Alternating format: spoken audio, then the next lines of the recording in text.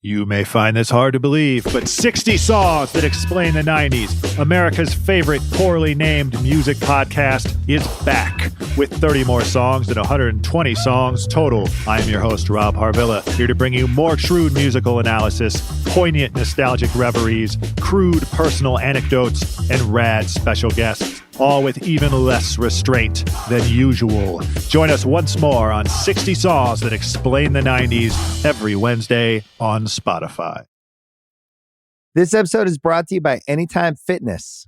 We may talk a whole lot about sports, but when it comes to keeping fit ourselves, there's definitely room for improvement. I hit this point early July. I was just like, I am not in good enough shape.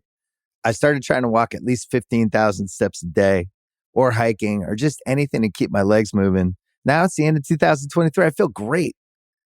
I had a physical 3 weeks ago, and the guy was like, "You're doing great. You're doing better than you were 3 years ago." I felt great. Whatever your goals are, progress is possible thanks to Anytime Fitness. Get a personalized plan and support from an expert coach anytime, anywhere.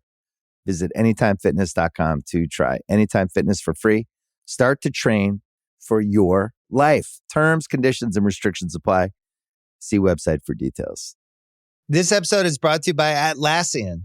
Atlassian software like Jira, Confluence, and Trello help power global collaboration for all teams so they can accomplish everything that's impossible alone. Because individually we're great, but together we're so much better. Learn how to unleash the potential of your team at Atlassian.com. Atlassian.com. Atlassian. Tap the banner or visit this episode's page to learn more. I need sports to have to clear the room. Stand up and walk now. Hello and welcome to The Watch. My name is Chris Ryan. I am an editor at TheRinger.com, and joining me in the studio, the new coach of the Philadelphia 76ers, it's Andy Greenwald! During these tumultuous last few days, how much time did you give to the thought that on Thursday when we recorded our Succession pod, we were like, go Sixers? Yeah. And then that went up. Yes. Sunday night. After the Sixers lost in Game 7 to the Boston Celtics. Mm-hmm. I didn't give it much thought at all until now. Well. Yeah. It definitely puts Succession, frankly, in a different light for me. You know? Yeah. I wonder if Jared Mencken would be a good Sixers coach. Things matter, right? To quote both Shiv and Daryl Morey. This recording is being done on Tuesday, Andy, but it will be released on Thursday. So just a hi and hello to everybody listening. Should we make some Wembanyama predictions? Sure. That's why people come here. Yeah. Andy, on today's docket, I wanted to talk to you a little bit about the Bear Season 2 trailer. Mm-hmm. I wanted to talk to you a little bit about Justified coming back. I wanted to talk to you about Class of 09, a show on the Hulu network. Mm-hmm. Well, it's on the FX network on Hulu. Sure. Maybe a little Barry. I think so. And maybe a little Jury Duty. But okay. Maybe not. We'll see. How are you doing? Good? I was pretty good. I want people to know that you're kind of looking at me the way Wally Shawn looks at Carrie Elways in that first scene of Princess Bride, because it's very bright in here for some reason. But also right before we recorded, you were like, I don't know. You're basically like, I don't know how this is going to go chemically for me. No, I just forgot. You usually have 2 Nicorettes by this point in the day. Yeah. And I just decided, I left my Nicorette in my car, but I'm not going to go running upstairs to get one. That just feels addictive, you know? Sure. Oh, I mean, God forbid. And I don't want to be crippled by my own sort of desires. So we'll just see how this goes. I just remember we've been doing this for like almost 11 and a half years. And there was the episode that I almost started crying. There was the one podcast where you were like, that was a tough one. I think I stopped it in the middle, didn't I? I don't think you did stop it. I think in retrespect, Kaya and I should have stopped it. Yeah, that's right. You know, much like the third quarter checked me. Of Game 7. So that's exciting. That's exciting for me that this could go. Also, this is our last one in person for a while. That's right. So we're going to make our best attempts. Well, we're going to do Succession, the next episode of Succession together. I'll be recording that from not international waters, but international locales. And by the way, I think it's sold out, but I would just mention that I'm making an appearance with the Big Picture Gang at a screening of Phantom Thread on Saturday in London at the Prince Charles Theatre. So that's very exciting. That's what I'm doing. You're making an appearance. You're a cameo we're gonna status? they're going to screen Phantom Thread, yeah. And then we're going to do like a meet and greet, like a talk afterwards. But I Omelets don't think for we're doing everyone. like a full pod or anything like that. I think it's like we're going to do a little bit of a conversation. You're just going to come press the flesh. Yeah. Yeah, see if those UK antibodies are still strong within you. That's right. I'm going back to the source. That's amazing. I think you should find the guy. Right? And dap him up. Just hunt him down. I want to talk to you about The Bear. Okay. The trailer for The Bear season 2 dropped yesterday, being Monday. Mm-hmm. There was a very special, I think it's like, you know how when you watch like a rendering of what it looks like when a star explodes? Okay. That's how I felt when they went from AC/DC, If You Want Blood, You've Got It, into REM Strange Currencies as the needle drops in that trailer. Yeah. And it hit me that, obviously I love that show. We talked to Jeremy Allen White and Evan Moss Backrack about it. I forgot, I forgot. There's like a special feeling that happens when you get a show back. And I don't know how long this will run, but you're just like, I forgot how much I want to spend time with these people. I miss these people. Like all the time. Yeah. And I think that this show might be like the new Friday Night Lights. In terms of how wildly invested in the characters, right. how it makes me feel. Mhm. I mean, it's a little darker than Friday Night Lights. Friday Night Lights was often very dark. Lantry killed a guy. Yeah, but that was during a writer's strike. Come on. You're right. Great point. And I just was like, oh man, because we talked a lot during Succession at the beginning of the season about like, oh, we're not going to have too many shows like this left where you get to develop a relationship with characters over the course of multiple seasons and you get to that 30, 40, 50 episode mark and you're just like, they're back. And maybe we do. Maybe we still do with The Bear. Yeah, I mean, I think specifically with Succession, it was more like the big ticket drama that draws eyeballs that HBO and similar networks or streamers are putting all their juice behind. But what you're saying is right. Like, this is TV, guys. This is the special sauce that they're no longer serving because The Bear is now a fine dining restaurant. Like, this is what we tune in for. It's to have these intense relationships with fictional characters in a situation that that reoccurs over time. And I mean, look, I love the first season of the show. I think it was a miracle. And I wish that was what we talked about when we talk about what we want TV to look like coming after the strike and what we want these apparently cash-strapped services to be focusing on. But this trailer is such a gut punch reminder of what makes the show special. And you want to talk soundtrack. I mean, I think did it cause physical sensations in my body to hear the power ballad in the middle of Monster just dropped into the middle of my day? Yes, it did, Chris. How many? It did. But I definitely just then listened to Monster. Well, I want to talk. Really, all we want to do is talk about Monster. So let's just pretend that we have to pause for a second. Maybe Kaya go gets a soda, and then we just come back and we've just been talking about it for 30 minutes. I do want to say that one of the secret ingredients of this show is a certain kind of confident shamelessness. Shamelessness, not in a bad sense. But what I love about what Chris Storer and his music supervisor and the rest of the creative team, what they embrace is something really kind of primal and raw, and it's not trying to be cool. And I think that that's at the heart of what the show is. I think it's what the show is about in terms of like finding some truth in the simple act of putting meat on fire. But the needle drops don't care. It's like about your play the hits, but play the right hits. Well, they have great taste, but like, remember in the first season, it was just like, here's some Wilco. Yeah. Or here's some. They fucking did Radiohead. Yeah. Like they played Letdown. We talked about this at the time. Like, I think Letdown is probably the best Radiohead song. I wouldn't put it in a show. I wouldn't put it on a mixtape. Yeah. Because I would be like, this is too special and beautiful. And the whole point of sharing your music collection is to hide a little bit and to obscure and to impress. And the show isn't doing that. And it puts Strange Currencies in the middle of this trailer. Yeah. Fuck, man. I hadn't thought about that song in a while. No, me either. Monster, not as good as we thought it was when it came out, but Monster's got bangers. Doing okay. And it's got a really good aesthetic. Mm-hmm. Do you know what I mean? Like, I like the fact that like the guitar tone is very similar throughout the record. Yeah. You know? Because Peter put away the mandolin. And it was obviously very much like about... Somewhere on a soundstage in upstate New York, Adam Scott's ears just perked up. He's like, they're doing it. I just want to say that the season 2 seems to be largely about, at least according to the trailer, the ramping up of opening the Bear, which is the restaurant that they decide to open at the end of the Bear season 1. That they closed the original Beef and they decide the original Burf, I believe. Burf, yeah, and I think that's a pretty ingenious kind of gambit. Which is the first season is about keeping this place open, and the second season is going to be the very distinctive narrative of how do you open a restaurant? How do you get ready to open a restaurant and all the stress that goes into that?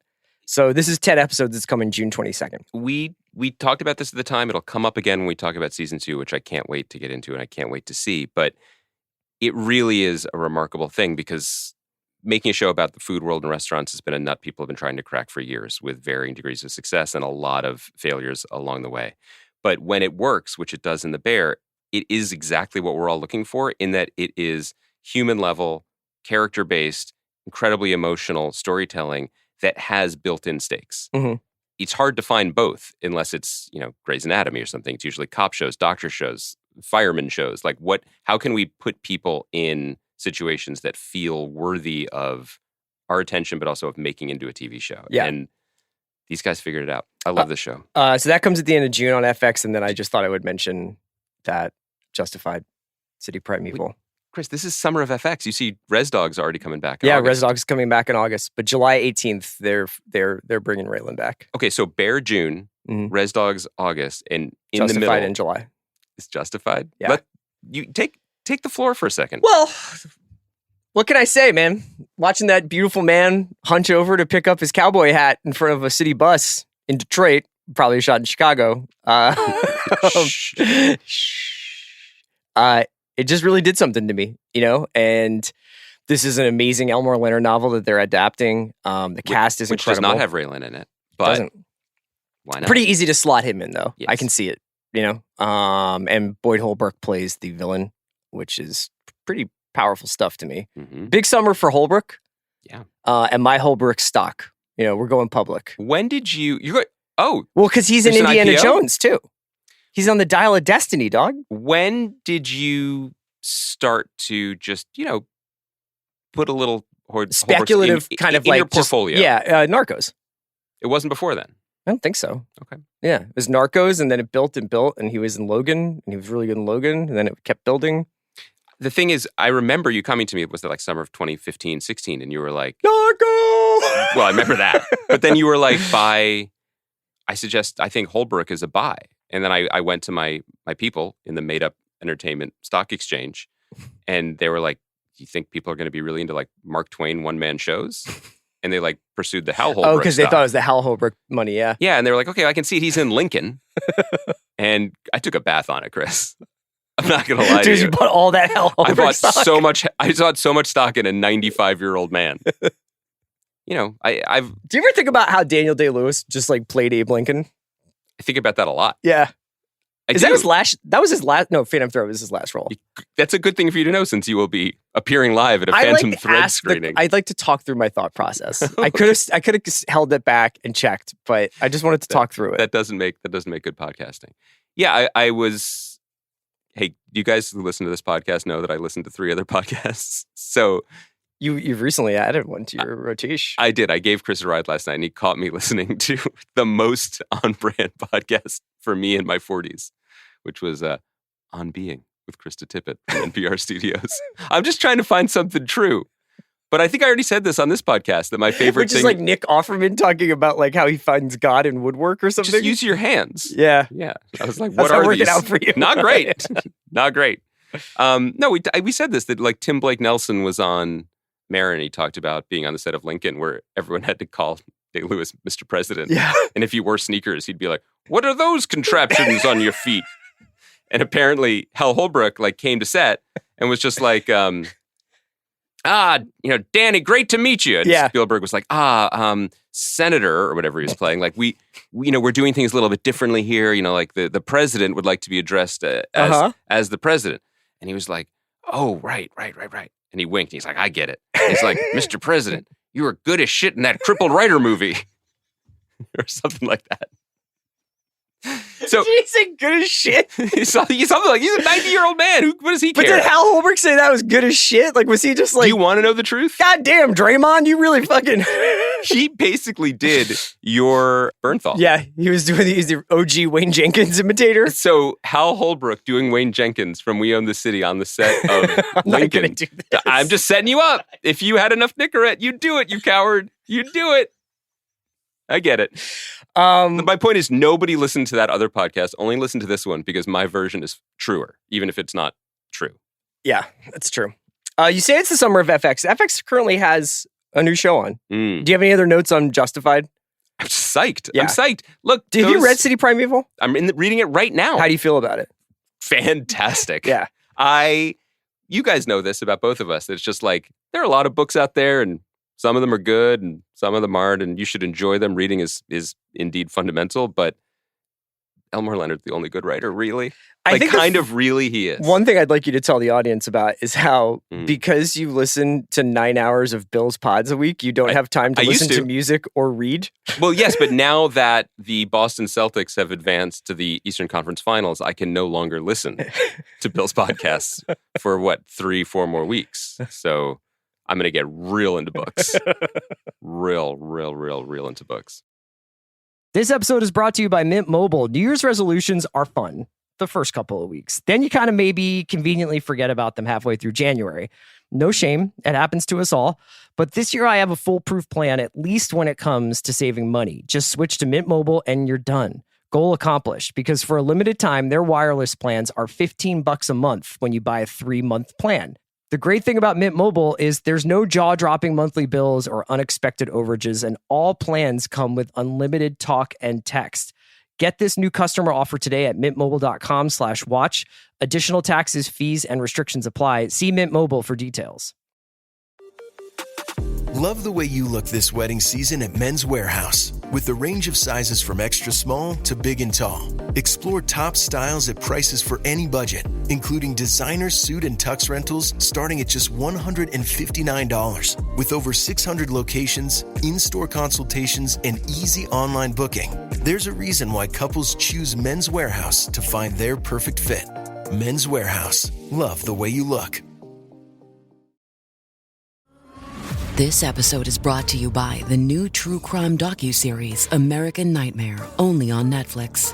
In 2015, the Vallejo, California Police Department received a strange phone call about a kidnapping. But when the truth is stranger than fiction, you won't know who to trust or what is real. A fast-paced true crime thriller with cliffhangers at every turn. Watch American Nightmare now, only on Netflix. TaxAct knows you don't look forward to taxes. TaxAct doesn't even look forward to taxes, and TaxAct is a tax software company. It's basically TaxAct's whole thing. If TaxAct did things over, maybe TaxAct would end up teaching kindergarten or leading fly fishing tours. But that's a different story for a different ad. So why don't we just agree that taxes aren't fun, but you still have to do them? TaxAct's filing software can help you do that. TaxAct. Let's get them over with. You want to do Class of '09? Yeah, I think, the summer of FX is not emerging from a spring of FX, let's say, right? So we should talk about the show, which is really interesting. All the hallmarks of a show that you and I would be super, super into. Say the. Well, Tom Rob Smith, who did London Spy, who worked on American Crime Story. The Versace one is just like a really, really interesting and awesome screenwriter. Mm-hmm.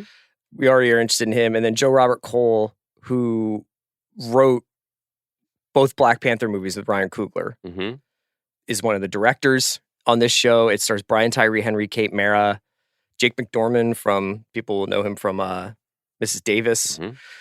And can you set this up plot-wise? Well, before we even say that, let's say the hallmark. It's not just the names that you're saying, but like it's an FBI show, right? Like it's a crime show. It's intriguing. It's ambitious. It basically tells the story of one class of Quantico graduates who graduate in, you're never going to guess what year. Should I tell him? Or should we not spoil it?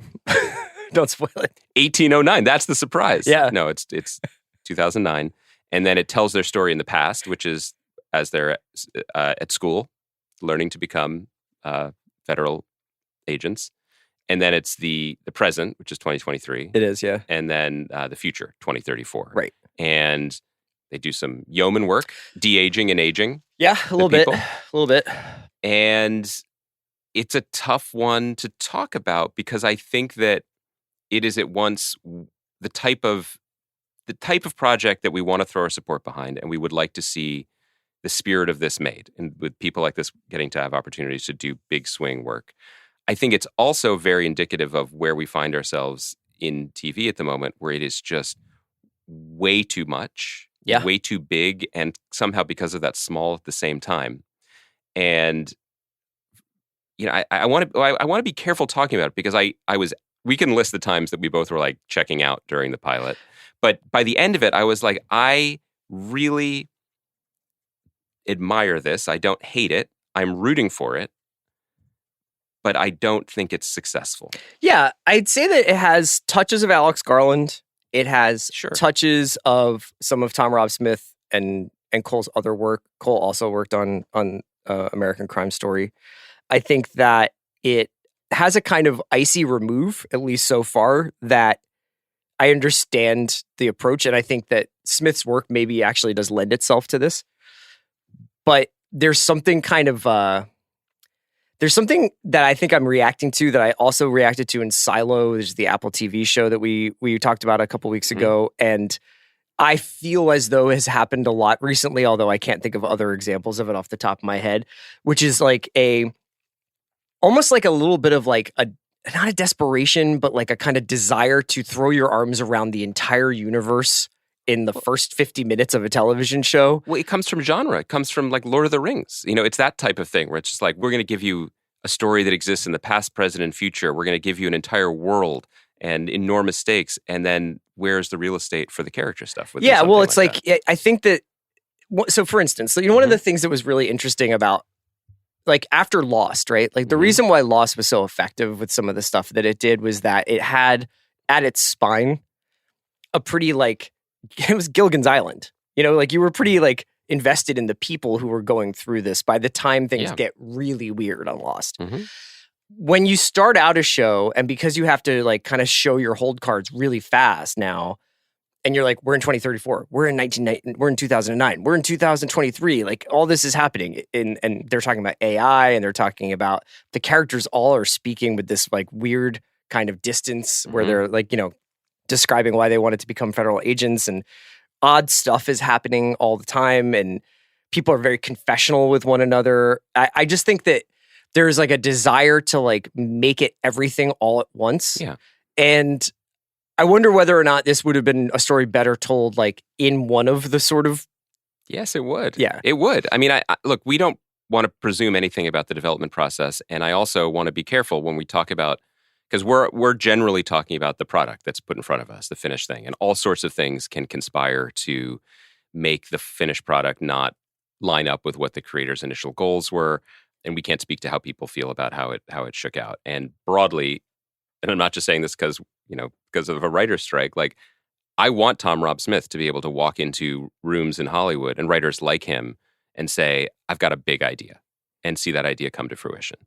I think what I'm bumping on with this is that it feels like he had a big idea to say something about crime fighting and AI, and then backfilled it with some characters who could service the big idea that he wanted to tell within the dramatic, tricky, and thought-provoking dramatic framework that he was committed to trying, which is throughout. Yeah.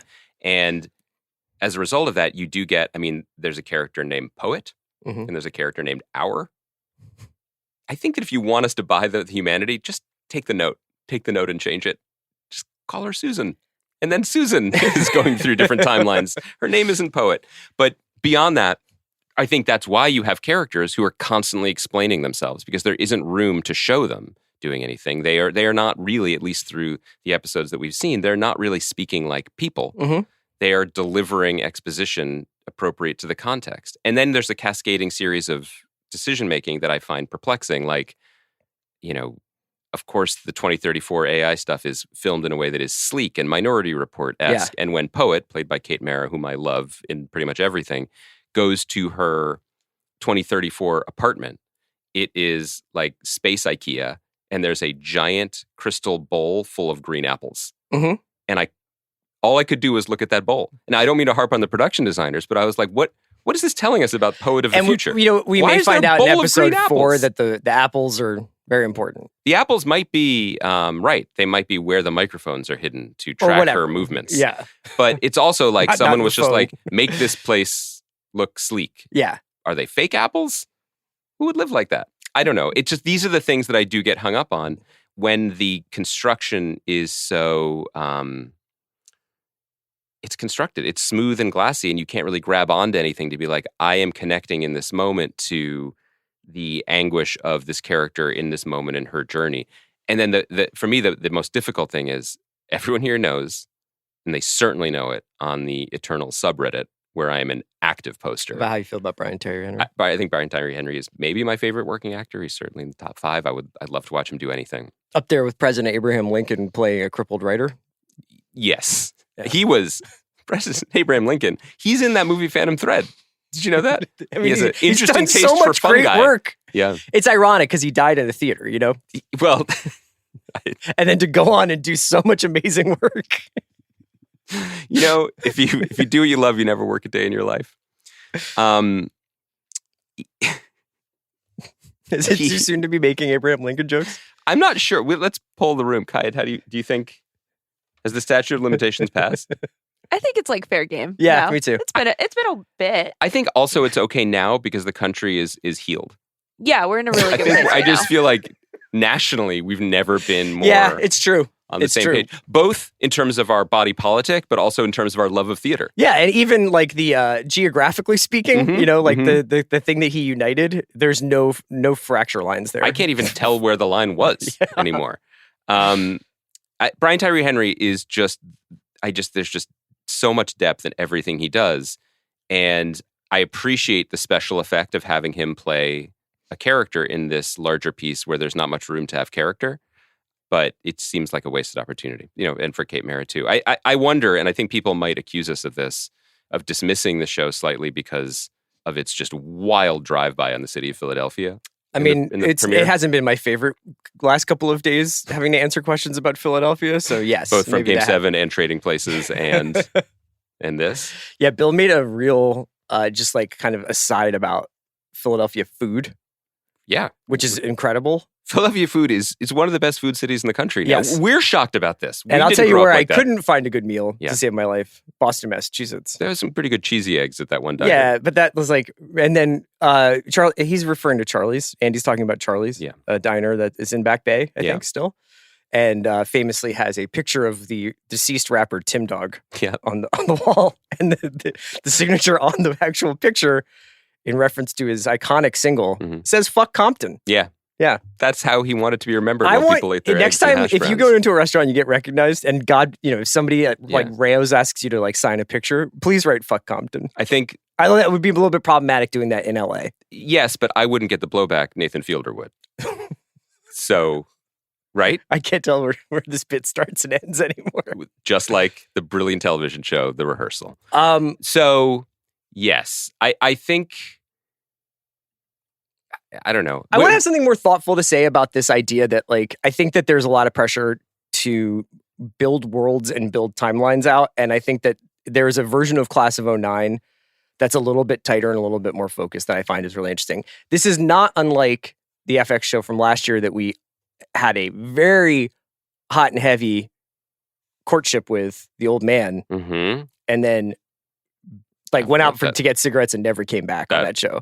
That fell off a cliff. And a little bit of the reason why is because they also were like, we need to tell the past story with the same urgency that we're telling the present story because they're somehow interlinked, which I got how they were interlinked, but it was like a real momentum killer to constantly be cutting back and forth. I feel like they do that on Silo a little bit with some of the flashbacks. Like maybe I'm just not a flashback guy. Well, I'm not a flashback guy. I had a no flashbacks rule when I had a writer's room. But I think you got to tell the story you want to tell. Find a story worth telling in the timeline that you're existing Yes. in.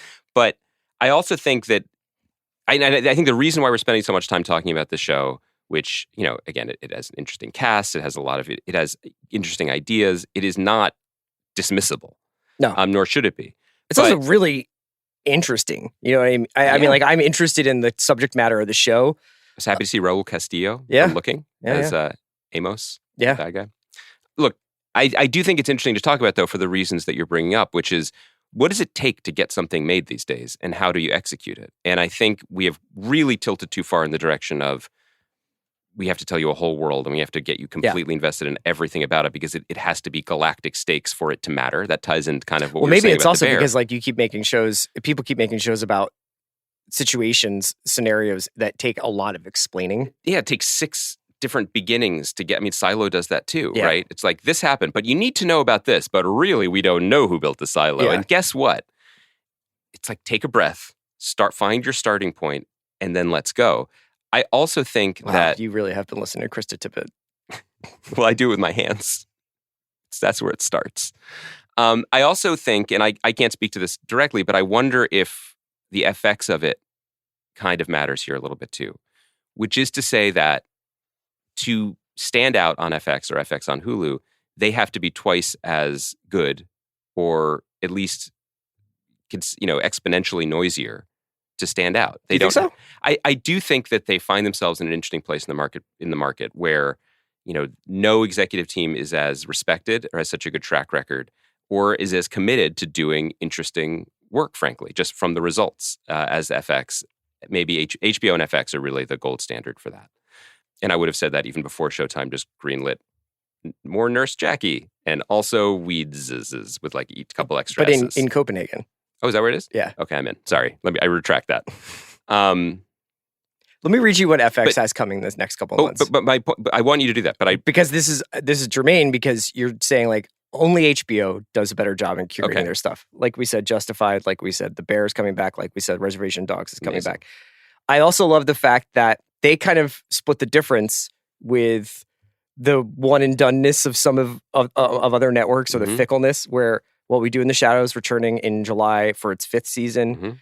It's already been renewed for 6. Returning on August 30th for its 14th season.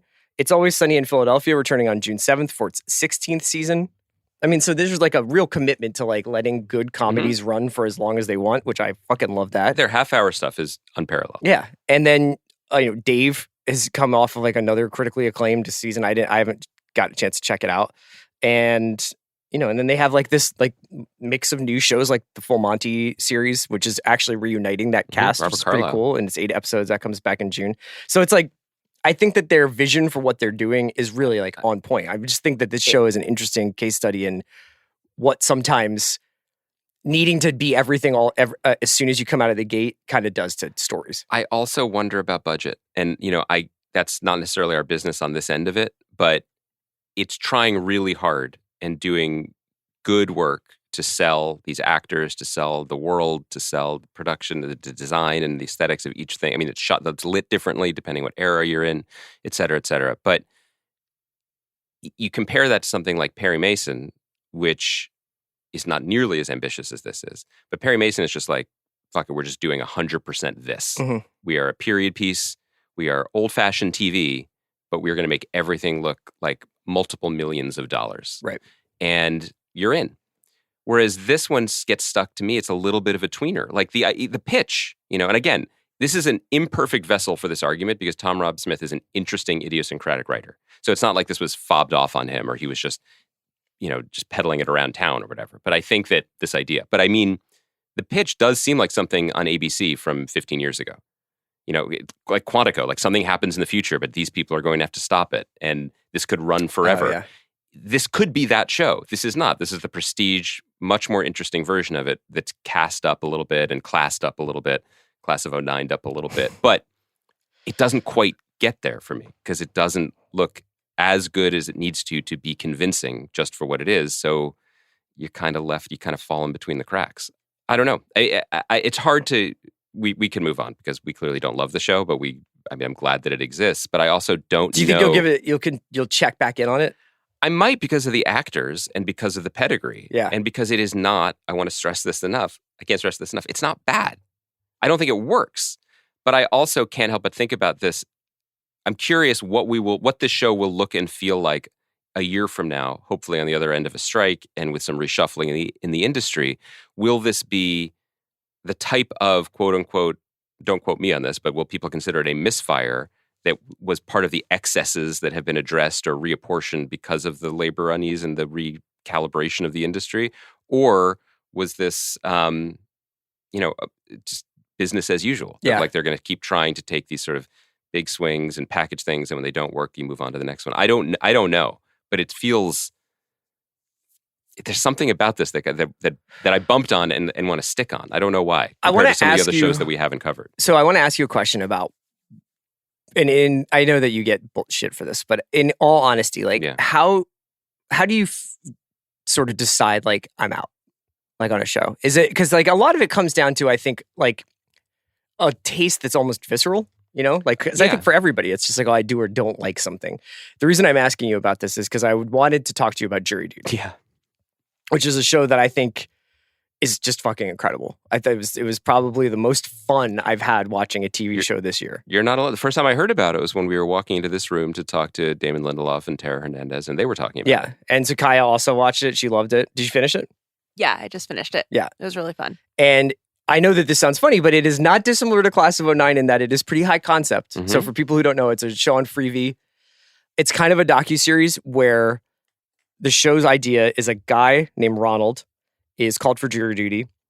He arrives. What he doesn't know is that every single person involved in the jury, in this case, in the jury and the judge, the lawyers, everything, are actors. Mm-hmm. And that he is part of an experiment, essentially, and is being filmed from all these elaborate different like hidden camera angles, and that there's this cast of this ensemble that is basically improvising with him. And most notably, James Marsden is part of this cast. He's playing James Marsden, who is called in for jury duty, but also Kirk Fox, who was on Briar Patch, right? Yes, he was. I love Kirk. And a couple of other people that you may know, but like obviously, if you're not like hardcore TV watcher, you probably wouldn't be like, haven't I seen you before? Mm-hmm. Like, and isn't it weird that there's a few actors that I on this show? And Kirk Fox plays like a trucker, like he's not playing Kirk Fox being called to jury duty. I mean, that seems true to Kirk, but yes. So you start and there's the initial kind of like, whoa, this is, and not unlike watching a Nathan Fielder show. You are like, boy, this concept is really like far out there. And then in the episodes between, I would say 2 and the finale, it essentially turns into Parks and Rec, where you're like, I love these people.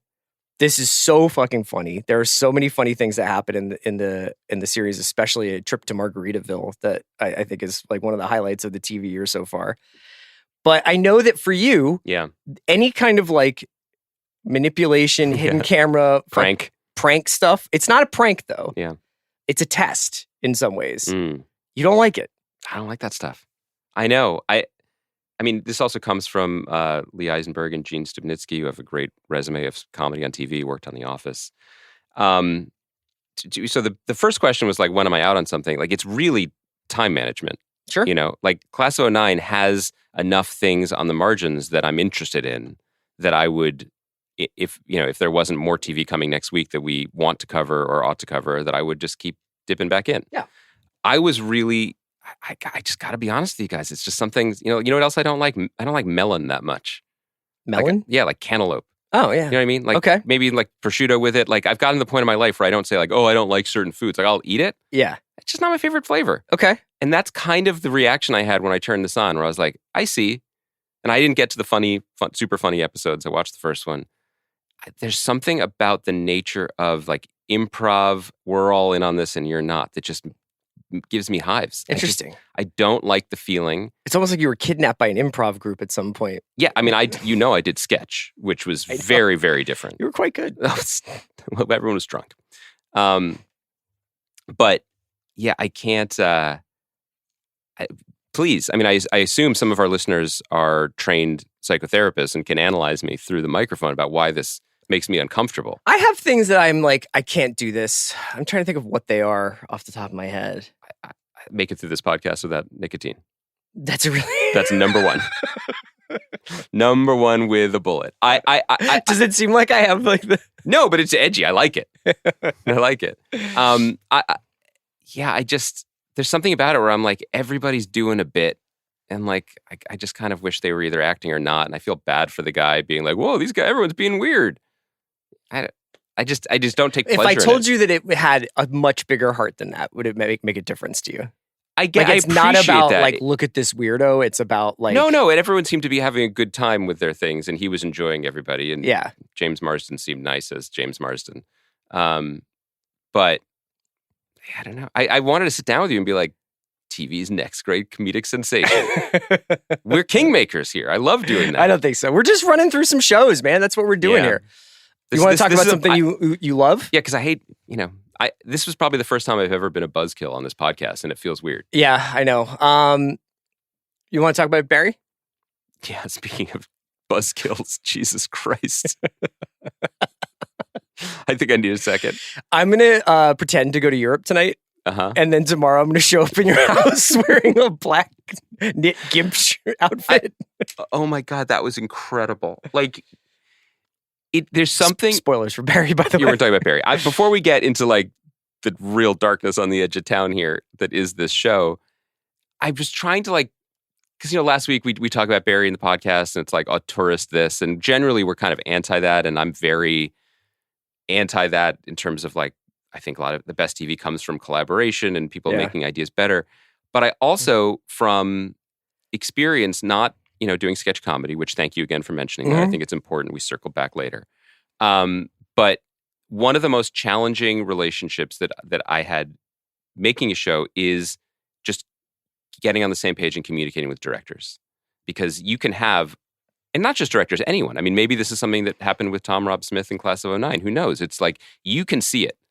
The melody works in your head, right? And then often I think the ideas are changed, but improved upon by letting other people come in and play and add what they see to it. But there's something to be said for the complete aesthetic purity of vision that Bill Hader is executing here, where he's just like, I know what this is going to feel like. I know what it's going to feel like for Sally to be zonked on vodka and OJ and walking through her ghost house. And then actually, she's gotten her son drunk so that he'll stop crying. Not ready to talk about that yet. Put a pin in that. And then throw that pin into the ocean forever. But he showed us something that we have not seen before, right? In terms of just what this is how it's going to be funny and awful and scary, but not, that is purely non-AI, one human being and communicating it. Because he is both writing and directing it. And it doesn't always work that way. And I just feel like we are getting this raw, uncut from someone's sensibilities on this show, increasingly as we go towards the end game. And every episode, there's just a way of seeing something that I haven't really seen before. It wasn't just like the dude in the gimp suit or like Andy Serkis with the ping pong balls taken off. Yeah. It was... I think that was Bevel from last week. It was. Yeah, right. But it was the shot of the Raven, freshly released from prison, While the Wizard by Black Sabbath played, arriving at NoHo Hank's headquarters, and that framing establishing shot where they found these glass buildings and they got the sky looking like that the moment that the clouds were reflected in the building and not, and he holds that shot. I'm like, you could be with 6 brilliant writers, brilliant directors, production designers, and location scouts. I don't know how you find it and make that moment, that one single moment happen. Like, there's just something really special happening on this show. As long as we don't talk about what happened in that house. Okay, so let's talk about we can, but the fucking sickest thing that I've seen in a long time that also made me laugh since the episode of Succession on Sunday was the woman being like, you have to look at these pictures of what bullet wounds do, and Barry being like, and then what's behind him in the shot? Stuffed animals and the kids' fucking toy section. How about, what was the casting? Like, what did Hader tell his casting people about the woman who works at the Coffee Bean and Tea Leaf, and not Starbucks, by the way. Yeah, the Raven's girlfriend who rolls with him, and then her daughter who goes to Pepperdine, and NoHo Hank's like, good school. It's still she majors in agriculture. It's still so funny. I know it's so funny, but I can't believe the third rail of emotional storytelling. Like, I want you to do security in my properties in Beechwood fucking Canyon. But dude, this boy loves his dad so much. Yeah. It's really horrifying. It's horrifying what happens in that house. It's really dark in a way that most shows are not willing to even pretend to be dark. I made the same analogy last week, but it's one thing for Succession to be like, after we've met them and we've seen them, we understand the damage for Roman to be like, you put me in a dog cage or whatever. Yeah. And everyone's like, haha, you loved it. Okay, maybe he did love it. We don't know. It's like North Korea, right? It's like what Connor says about North Korea. We just don't know. Yeah. But we are seeing in real time horrific abuse of a child on the show that also has the Raven being written on a mochaccino cup. Yeah. I don't know, man.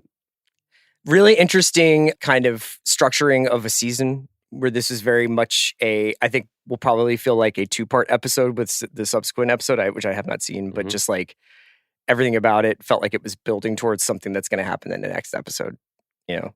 Are we too, and we're just going to, I don't know why I'm going to be like, hey, so spoilers. We've just only been talking about the specifics. But at the end, when Janice's father, the great Robert Wisdom, pulls the Kidnaps bag off of Barry's head, Yeah. I see he's also shaved him? Because Hader looks like... Young Hader. Yeah, so it's not like... There's that same moment that I had with the time jump 2 episodes ago where I was like... Is this a dream? Is this? I mean, I think because we were in Sally's POV, as the house is being lifted off of its flimsy axis, that like this is real. Yeah, I think that it's real the way the tiger is real with Hank. You know what I mean? It doesn't seem real. Yeah. It seems slightly like it seems like it has dream logic, but I think it's real. I think everything has moved forward. I don't think Barry is dreaming in 4 different storylines and then is woken up by Robert Wisdom in his garage. But that's a really good question. I didn't notice that. But not every show can do this, and not every show ought to do this, because I don't want to get away from the opening point we made in the podcast, which is just like what works on TV is The Bear or Parks and Rec or Lost. You know, you care about a group of people and you can't wait to follow them through their precarious situation. Plots, yeah. But there is still somehow this interesting subseller of TV, which is sorry, I mean, I hate that I'm saying this, but it is kind of doing cinema. Like, is giving me the full aesthetic teleportation that great movies do. And I think of Res Dogs and I think of Barry. Copenhagen Cowboy. I mean, what I always think of that, which I imagine ties into Weeds season 14, right? That's Copenhagen Cowgirl. That's right. Where it's just lifting me out of any reality I knew about and putting me fully into it. And that, you can't do that with a silo construction. That's not fair to compare those things. They are not trying to do the same thing, and there's room on TV for both. But there is Copenhagen Cowboy is the example of, I don't know how, look, earmuffs President Lincoln, but there are some divisions in this country between haves and have-nots and a whole lot of other things. And I don't really want, the TV I want is not one where there is only Silo or Copenhagen Cowboy. Yeah. Can we mix them up a little bit? Can we put some Copenhagen in the Silo? Make it weirder. Make Silo weirder. Give me some like richly imagined subjective and make Copenhagen stuff. Cowboy more understandable?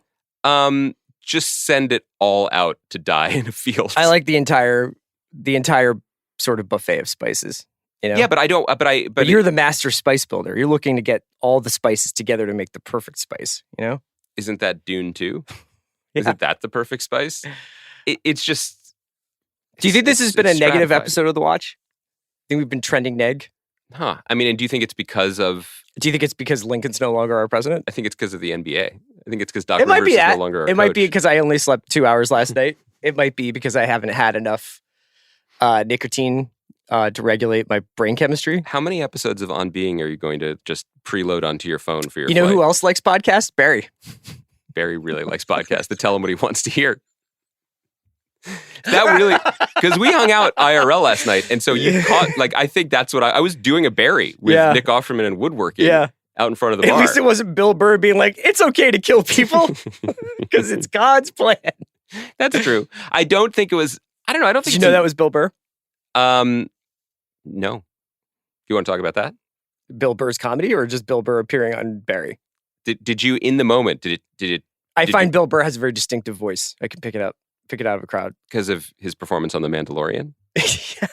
Speaking of things that we just went to get smokes Should we call that the like? Yeah. I went to go pick up milk and never came back. Yeah, it's like remember the episode of Mad Men? The absentee father award for shows that we've just completely stopped talking about. When Don is just drinking beer in the garage during Sally's birthday, and then he just gets in the car, and I think then he just like goes and bangs a teacher. Like, isn't that episode? I can't remember. It happens a lot. But then unlike us with Mandalorian, he came back with a dog.